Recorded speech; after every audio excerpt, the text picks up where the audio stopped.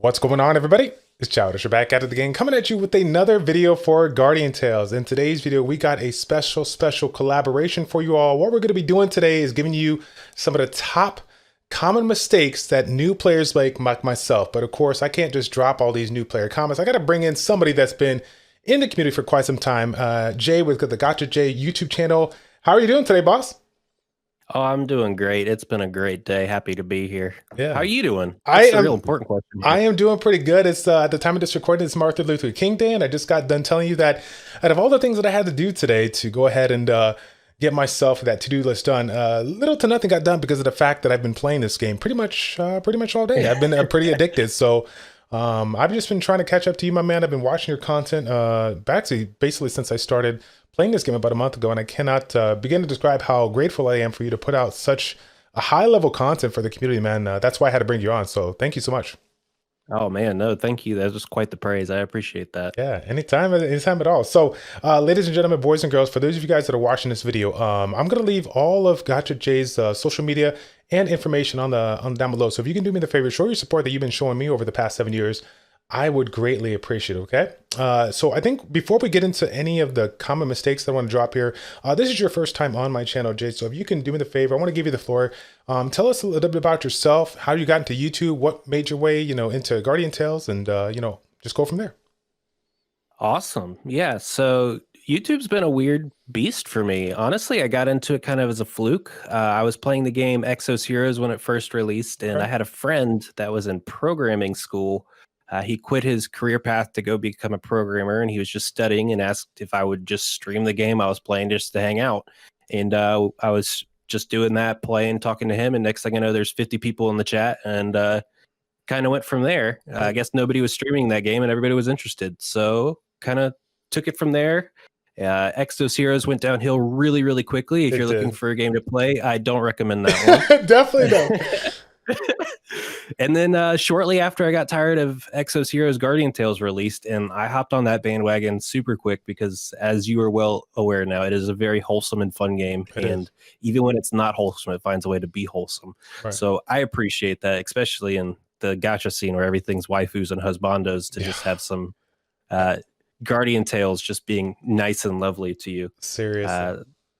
And then my content around YouTube with the math and stuff that you've commented on, it came from me just being super frustrated at not understanding what the game was telling me. So I just said, I'm done with this. I'll just do it myself. Right. And then that's kind of how I got into the rest of it. Yeah. Yeah, that's pretty cool too. Because like I said, I've been looking at all the YouTubers and streamers out there in the community, and there's a small handful of people that take that like methodical, analytical approach that you do. So, I mean, for those of you guys that are watching here, literally contacted Jay, not even like what, 24, 36 hours ago. Within that time, he was already sending me messages, providing me feedback, giving me insight. And then in addition to that, he gave me a very secretive, super, like, this is black book material, this spreadsheet that's supposed to take me to the next level, which I believe it is. I just need about 2 years to like figure it all out. It's so much content, but needless to say, tell people I gave you that. That's it, right? Needless to say, it's. I could just tell that he just pushed his whole heart and soul into this game, and so I cannot wait for you guys to check out his channel. I know that you're gonna love his content. So, my man, Jay, if you are ready, I'm ready to tackle this list here.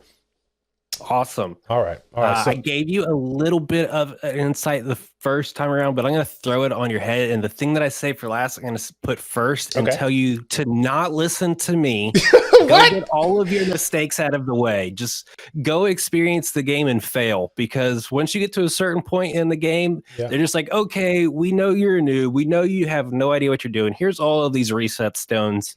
Try again. Right. So listen to people, have fun. If you want to be super efficient with everything, that makes a ton of sense. If you're one of those people that like to maximize things, there's plenty of little things out there you can do. But at the same time, you don't have to take somebody like me as the Bible of GT. Like, go have fun and explore and do what you want to do, because at the end of the day, it's a stress relief game. So make it that. And now let's get into some of the like actual tips. There you go. All right, hit me up with your number one tip, the tip that like everybody comes at you and you're just like, oh man, I gotta drop this right now before I lose everybody. What's up? probably twice a week, somebody drops into my Discord and is like, "Hey, I spent all of my hero crystals getting these evolution shards," and I'm just like, "No, you wasted like 2 months worth of play."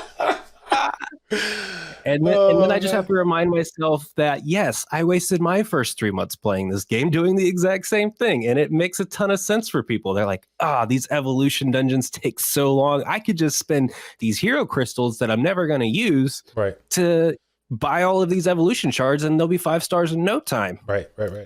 Oh, yeah, but that one hurts for me too, because I actually ran into, like, I got super close into 4-starring my Beth, and I held back, man. I'd be seeing all these videos of like, don't do it. And I'm like, it looks so good right now. I want to do more awakening. Like, nope, I didn't do it. I held back. Okay, so people tell you that for a specific reason. I'm going to kind of take it another step forward and give you like the carrot at the end of the stick to keep you from doing it. Okay. And that's if you can make it through 3 units at max limit break, which is like using all of those shards that you save up and you putting it in your level 69 level units until there's 74. If you can do that 3 times, you can do the 4th unit for free. They'll go from level 1 to max limit break, level 74, all of the awakening stones. Gotcha. Okay. Just in the training room. Like, all you need to do if you want to cycle it out for another hero is give them 100 crystals and wait 24 hours, and then you can go on your way. Nice. And that is, to me, like such a huge carrot at the end of the stick to be like, okay, I just rolled this future princess. I want to use it right now. And then to just be able to go drop it in the training room and instantly get to play with it. Yeah. And that's actually what I did. As you saw, we were just taking a look at my account prior to Future Princess was one of the ones that I rolled recently a few days back, and I pulled her, and everyone said she's an end gamer. She's a really strong player. So I'm like, okay, well, I'll throw in there. I've already invested a lot into my dark team, and we'll have some fun. We'll test her out. Well, let me ask you this too here, because as you know, I showed you my account, and I'm a little spoiled, right? I pulled already a fair amount of unique heroes. I've been working on my dark team, and I've been working on the main units that I have with the awakening stones here. Now, from what I understand, awakening stones are super precious. So when it comes to awakening stones, what are like some of the biggest mistakes people make, jumping into it? Is it they spread it out too thin, or they don't focus on it? What do they do? So there's 2 things. One is you need to focus on a singular hero and go as far as you can with them. Because I've broken down the math, and you can get anywhere between 70 and 84% additional statistics just by doing that. Or actually, it's even more than that, because that's calculating from the end to the beginning. So it's probably closer to like 200% extra statistics thrown on top of your Beth just by focusing awakening stones on top of her. So that in itself is huge. And then the second side of that is people are too afraid to use their awakening stones, and they never experiment with the hero. Right. Like you can honestly do that first ring until you get that hero skill with anything you want. And at that point you can go get a really good feeling for how that unit will play out. I don't think there is a single hero in the game where something new experience wise actually appears within the awakening skill tree past that hero skill. And honestly, if you were to just spend the stones to get every unit you unlock to that point for you to actually understand these heroes and what they do and what they bring, it'll probably add a lot of value to your overall experience, because there have been quite a few times where these really niche heroes will pop up into the meta for counterplays and stuff like that. Sure. I was talking to Kyre in my last collab, and he was telling me that he actually was experimenting with both Eva and Faye as a counter to Beth. Right. So that's super out there and niche. And you're never, if you're afraid to use your awakening stones and you're only saving it for your 3 stars, you're never going to really understand the game, in my opinion. You're just going to be one of those people that just look at tier lists, and that's the end of the game experience for you. So if you don't like the top end of the meta, you're not going to know what to do. Right.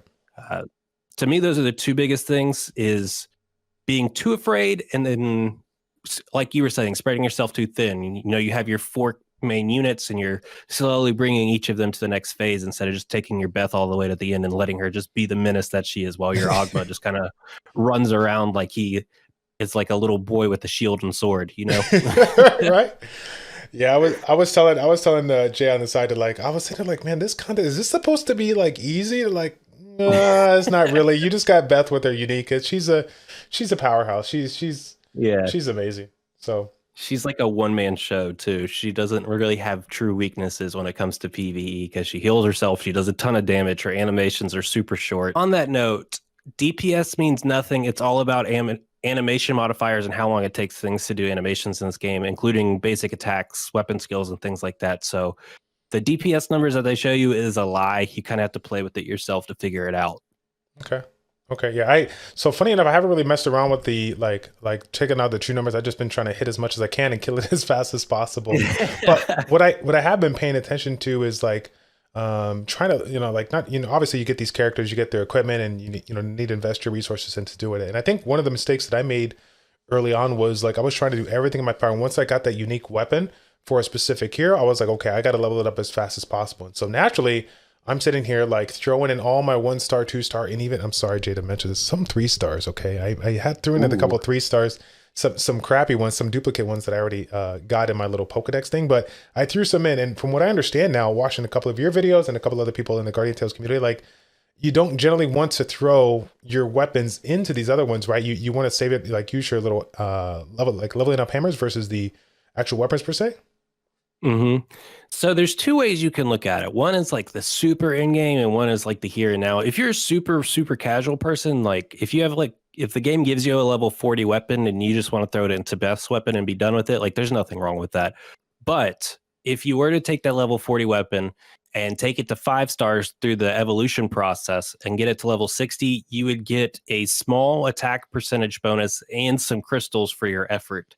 And you can factor that across the hundreds of different weapons and shields that are in the game. And you can get, I think I did the math 2 days ago, and it was like 36% base attack damage added to every unit that you have, and like 20% defense and HP as well. So if you were to just do that with everything in the game and use that evolution method to really bring your 3 stars, your 1 stars, all of it all the way up to 5 stars, level 60, you could really unlock a lot of potential in the game. But that is, like I said, that is super in-game content. The difference between somebody at the bottom of PvP and at the top of PvP really, in terms of reward, isn't that big of a deal. So don't let it be your hyper focus, but if you're the type of person that wants to get the most out of it, that is the right path to go. Okay.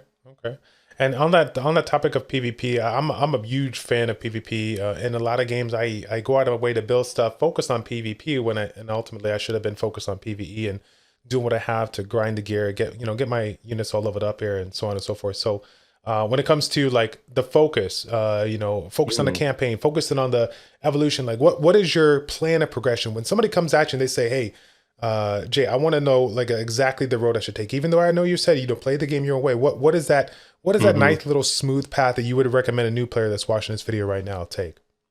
So the first thing I would say is to just go dip your toes in the water with everything constantly. I would never tell somebody that hasn't beaten the campaign, focus on getting as far as you can in the Coliseum, focus as far as you can in getting an arena, and focus on getting in a top tier guild where you have to do hardcore raids. I would just say, hey, go join a guild, participate in the raid casually, go to Coliseum, do a couple matches a day just for fun whenever you feel like it. Go do arena when you can fit it in.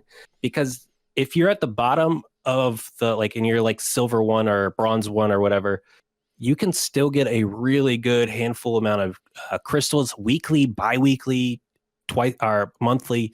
You can probably get like 10,000 extra crystals just by dipping your toes in the water, compared to somebody that's super in-game. They'll probably get like 28 to 30,000. So even somebody that's taking it super seriously, at most are getting 3 times the reward as you. So as somebody that's casually playing the game, that's important.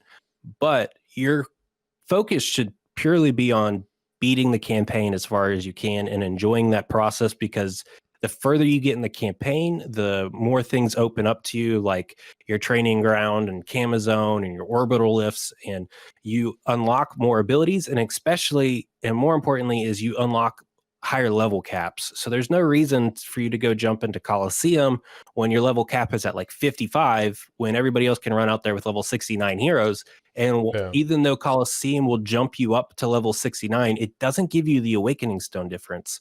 So it's pretty important as well. So for me, it's push the campaign, get those levels, then use your extra stamina to grind out the Awakening Stones for your current characters and the Evolution Stones. Once you have a mono team element at max, and the only reason I say mono team is because if you're using all lights, it's easier to go into the evolution dungeon and grind out all of your units to 5 stars, compared to if you have one in dark, one in fire.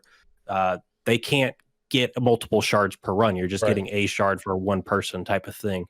So until you can get like a team at full build, you don't truly have to worry about PvP or even getting the most out of guild content until then. Okay. And you'll also be stuck in like orbital lift and stuff like that until you get to that point too. So it's kind of hard to really progress if you're not taking that singular focus with the team. Gotcha. And one thing to kind of mention too, you made a comment about guild content. I feel like when it comes to this game, if people haven't figured out by now, like this game is very, very generous, give you a lot of rewards, a lot of gems. Well, funny enough, apparently when it comes to guild is one of the many things out there that you can get into, and you can get quite a few. I mean, I feel like like the first time I was in a guild, like first week, I got something like 1,500 or 2,000 gems. I don't know how much can you get when it comes to these guilds. I would have to look.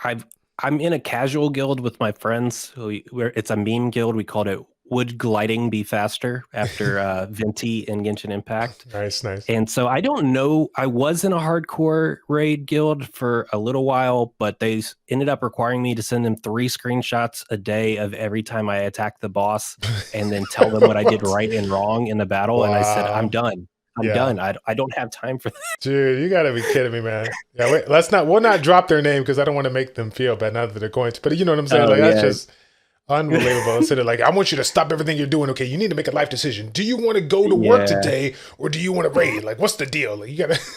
What the heck? Yeah, these people, man. I think the top guild can get 3,000 out of it. I think that's what it is. Okay. What came to mind was 3,200, but that doesn't seem to make the most sense to me. So I'm just gonna stick it at 1,000 or 3,000. Yeah. I was gonna say, if they give you enough to do 1 temp pull a week, that's pretty good. I mean, and obviously not everybody's doing temp pull, but I mean, probably using it for refreshes, but that's still a fair amount of crystals. So I'm not afraid to admit that I don't hardcore play the game every day right now, because I am at the in-game state. I kind of log in and do my dailies and burn all my stamina, and kind of coast at that point. I'm not really worried about getting in the top 100 or anything like that. Been there, done that.